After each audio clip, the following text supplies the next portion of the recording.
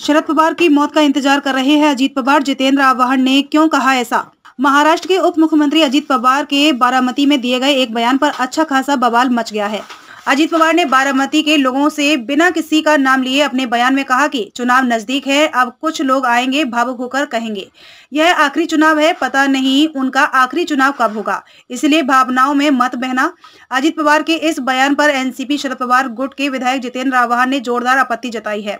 उन्होंने कहा कि अजीत पवार का यह बयान यह जताता है कि अजीत पवार शरद पवार की जल्दी मौत चाहते हैं और उनके मरने का इंतजार कर रहे हैं। आव्हान ने अजीत पवार को आड़े हाथों लेते हुए कहा, जो तुम्हें राजनीति में लाए, जिन्होंने तुम्हें अपनी गोद में बैठाया, तुम उनके आखिरी भाषण का इंतजार कर रहे हो।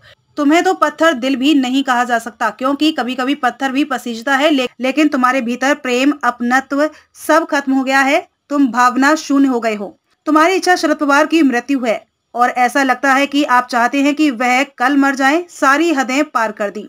आव्हान ने कहा कि किसी आदमी के मरने की कामना करना कितना उचित है। तुम अपने ही चाचा की मौत का इंतजार कर रहे हो। शरद पवार की मौत का इंतजार करके आज अजीत पवार ने सारी हदें पार कर दी हैं।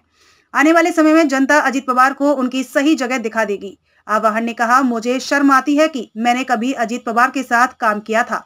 शरद पवार देश के बड़े नेता हैं। अजीत पवार को तो राज्य में भी कोई नहीं जानता। बहन सुप्रिया के खिलाफ अजीत की लामबंदी। बारामती से अजीत पवार की बहन और शरद पवार की बेटी सुप्रिया सुले सांसद हैं। इस बार भी उनके बारामती से चुनाव लड़ने की ही चर्चा है, लेकिन चाचा शरद पवार के बगावत के बाद अजीत पवार ने अब अपनी बहन सुप्रिया सुले के खिलाफ भी मोर्चा बंदी शुरू कर दी है।